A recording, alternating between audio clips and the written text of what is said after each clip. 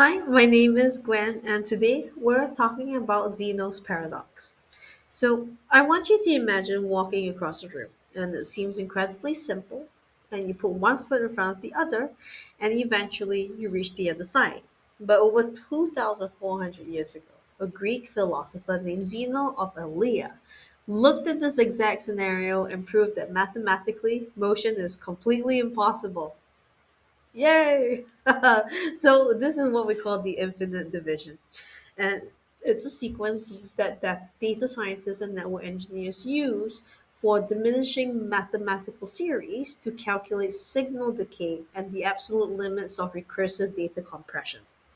To get to the other side of the room, you first have to walk halfway there. And this makes sense, but before you can walk halfway, you have to walk a quarter of the way, and before that, an eighth of the way. And this distance keeps getting smaller, but they never truly disappear. So this is what we call the geometric series of halves. Because there are infinite number of halfway points, you have to complete an infinite number of tasks before you can even take your first step. It's kind of like painting.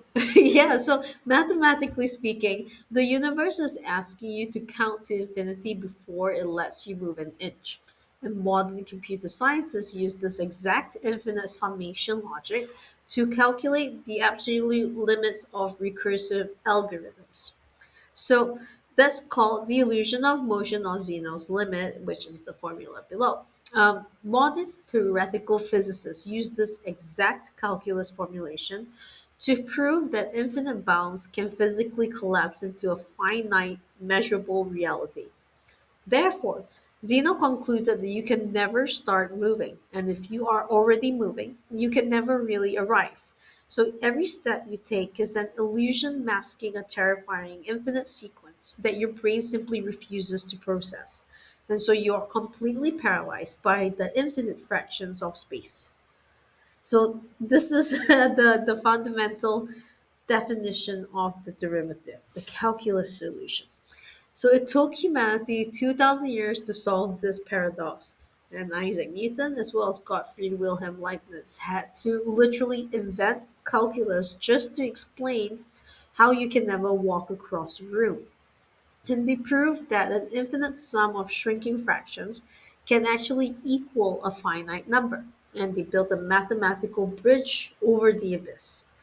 But modern physics suggests that Zeno might have been right all along. So if you zoom in close enough, space isn't actually exactly smooth.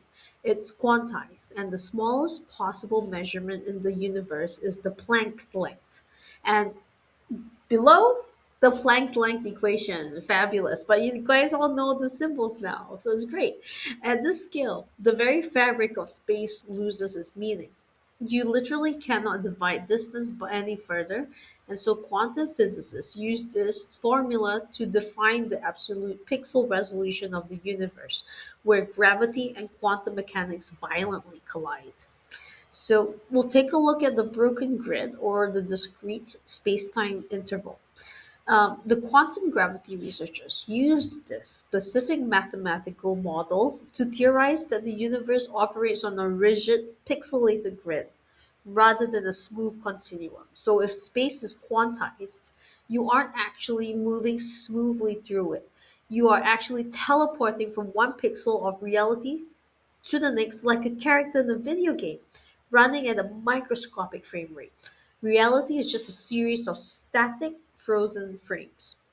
So, this is what we call the state vector evolution, used by quantum computing theorists to map exactly how a universe-sized simulation would mathematically update from one frame to the next. So maybe you aren't really moving across the room at all.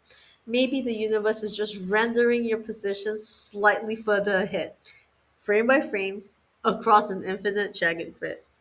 And so therefore we're all just glitches in the cosmic engine. So, you know, think about it this way. How you play Mario. Maybe we're all like that.